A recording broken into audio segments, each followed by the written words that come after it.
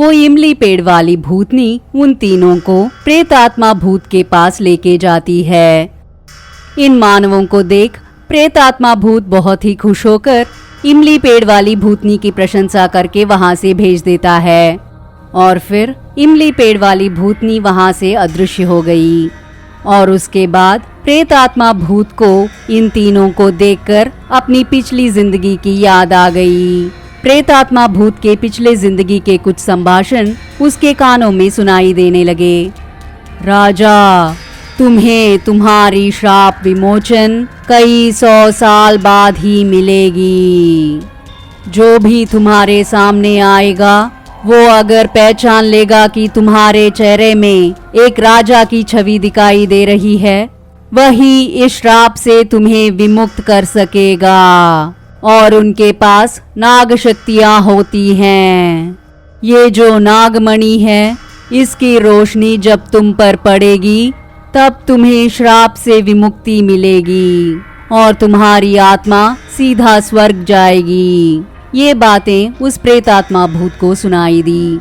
इन बातों के बारे में सोचते हुए वो प्रेतात्मा भूत उन तीनों की तरफ देखता रह गया।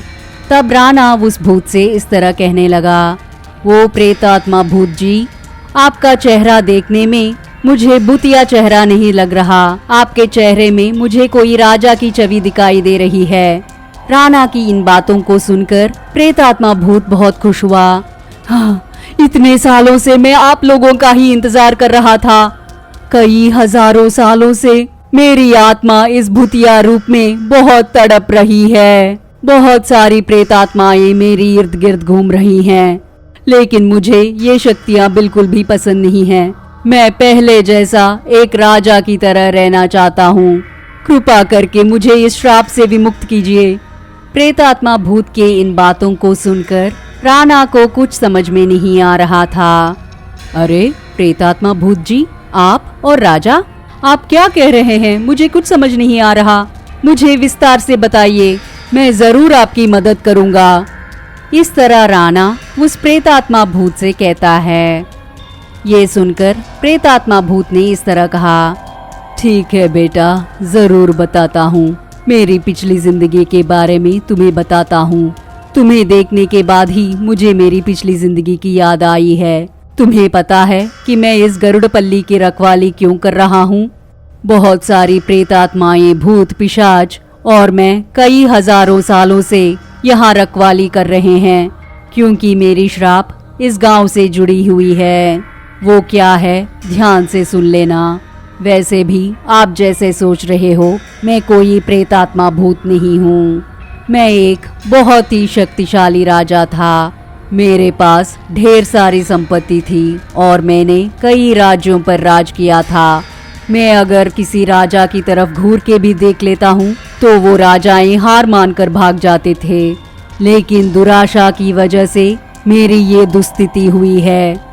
और मेरी इस खामी के बारे में जानकर एक दिन एक तांत्रिक मेरे पास आया था और उसने कहा, राजा, अगर आपकी गौरव और कीर्ति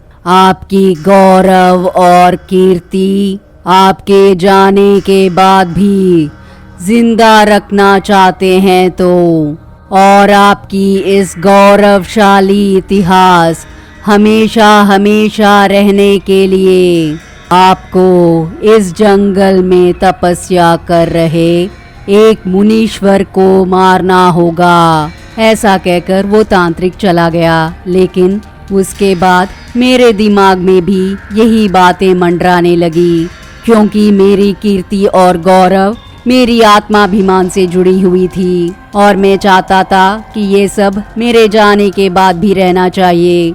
इस तरह की दुराशा मेरे मन में जाग उठी और मैं अगले ही दिन उस जंगल गया और वहाँ एक मुनीश्वर बहुत ही दीक्षा के साथ तपस्या कर रहे थे।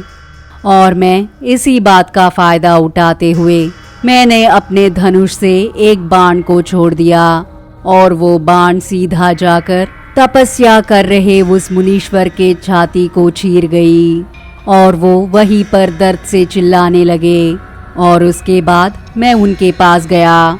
मुझे देखकर उन्होंने इस तरह कहा, तू एक पापी है और तू बड़ा अहंकारी भी है, इसीलिए मैं श्राप देता हूँ कि तुम हजारों सालों तक तुम्हारी आत्मा भटकेगी और तुम्हारा रूप बहुत ही विकृत होगा। तुम्हें झाड़ू से लोग मारेंगे और तुम्हारा आहार एक सुअर का मांस होगा और इसी तरह निकृष्ट जिंदगी जियोगे। तुम्हें फिर भी मौत नहीं मिलेगी और कई हजारों सालों बाद ही एक युवक तुम्हारे पास आएगा, तभी तुम्हारी मौत संभव होगी।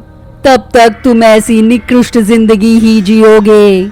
इस तरह उस मुनीश्वर ने मुझे श्राप दिया था और मैंने उनसे बहुत गिड़गिड़ाकर जो भी हुआ वो सब उन्हें बताया। मेरी कही बातों को सुनकर उन्हें समझ में आ गया कि ये सब उस तांत्रिक का ही किया करा है। तब मुझे उस मुनीश्वर ने कहा, जो हुआ सो हुआ, मैं श्राप को वापस नहीं ले सकता, लेकिन अगर तुम्हारे सामने कोई आकर तुम्हारे चेहरे में इस राजा की छवि को पहचान लेगा तो वही तुम्हें श्राप से विमुक्त कर पाएगा और उसमें नाग शक्ति भी होगी। एक और बात, तुम गरुड़पल्ली गांव के पास एक प्रेतात्मा की तरह रहोगे और उस तरफ आने वाले में से एक ही तुम्हें श्राप से विमुक्त करेगा।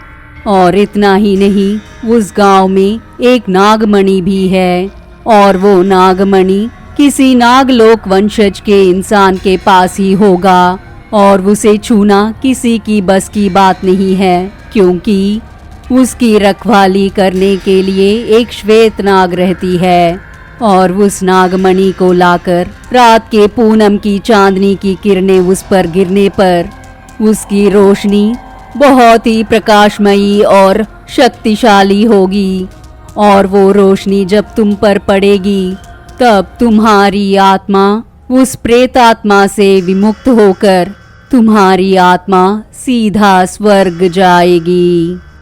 ऐसा कहकर वो मुनीश्वर चल बसे और तब से कई हजारों सालों तक एक प्रेतात्मा की तरह रहने लगा हूँ। कृपा करके मुझे इस श्राप से विमुक्त कर दो और तुम ही उस श्वेत नाग से बचकर मेरे पास नागमणि को ले आ सकते हो। जाओ बेटा जाओ। इस तरह प्रेतात्मा भूत राणा से कहता है। तब राणा ने कहा, ओह, तो तुम्हारे श्राप के पीछे इतनी बड़ी कहानी है। ये सब बिना जाने मैंने आप पर संदेह किया, मुझे क्षमा कीजिए। लेकिन पहले आप रक्त पिशाच और इमली पेड़ वाली भूतनी को यहाँ से निकाल दीजिए, क्योंकि वो दोनों भूत पिशाच हैं और वो दोनों हानि ही पहुँचाएंगी। और मैं उस गांव में अभी जाकर नागवंश के लोगों से मिलकर उस नागमणि को यहाँ लेके आता हूँ। तब प्रेतात्मा भूत ने कहा, ठीक है बेटा, और फिर तुम्हारे इस मरे दोस्त को भी वापस जिंदा कर देता हूँ। और वो मंत्र पढ़ने लगा, ओम क्रीम पूर्व वैभोगिनी, ओम क्रीम प्राण प्रतिष्ठिनी, ओम क्रीम मानव शिरसहांदिनी। ऐसे कहते ही बिल्ला का सर वापस उसके शरीर से जुड़ गया। तब राणा ने कहा, अरे बिल्ला, तू जिंदा हो गया, और तो और उस गरुड़पल्ली के बारे में भी पूरी जानकारी प्राप्त कर लिया है और ये भूत हमारी सहायता कर रहे हैं और इन्हें श्राप से विमुक्त करते ही इस गांव को उन पिशाचों से विमुक्ति दिला सकते हैं। चलो चलते हैं। और फिर तीनों घोड़ों पर बैठकर गरुड़पल्ली में प्रवेश किया। उन्हें देखकर गांव वालों ने उनसे कहा, आप लोग बहुत साहसी हो, क्योंकि आप उन प्रेत आत्माओं और भूत पिशाचों से बचकर हमारे गांव तक जिंदा आ पहुँचे। कहिए आपको क्या चाहिए? इस तरह गांव वालों ने उन तीनों से पूछा। इन बातों को सुनकर राणा ने कहा, हमें कुछ नहीं चाहिए, लेकिन आपके गांव के पास रह रहे उन प्रेत आत्माओं और भूत पिशाचों से छुटकारा पाने के लिए आपको हमारी एक सहायता करनी होगी। आपके गांव में कोई नागवंशज है? तब एक आदमी सामने आया। वो मैं ही हूँ, मैं नागवंशज का हूँ, मेरे पूर्वज भी नागवंशिक हैं। कहिए आपको क्या चाहिए? तब राणा ने कहा, महोदय, आपके घर में या आपके घर के आसपास कोई विशेष शक्ति वाली नागमणि है क्या? तब उस आदमी ने कहा, हाँ, वो हमारे ही घर में है। हमारे पूर्वजों के समय से ही वो हमारे ही घर में है, लेकिन मैंने आज तक उसे छुआ ही नहीं, क्योंकि उसके पास एक श्वेत नाग रखवाली करती है। अगर वहाँ जाने की कोशिश किया तो वो डस देती है। तब राणा ने कहा, डरिए मत, श्वेत नाग भगवान समान है। हम अगर उसे भक्ति और श्रद्धा से पूजेंगे तो वो नागमणि हमें जरूर देगी और काम पूरा होते ही उस मणि को वापस कर देंगे।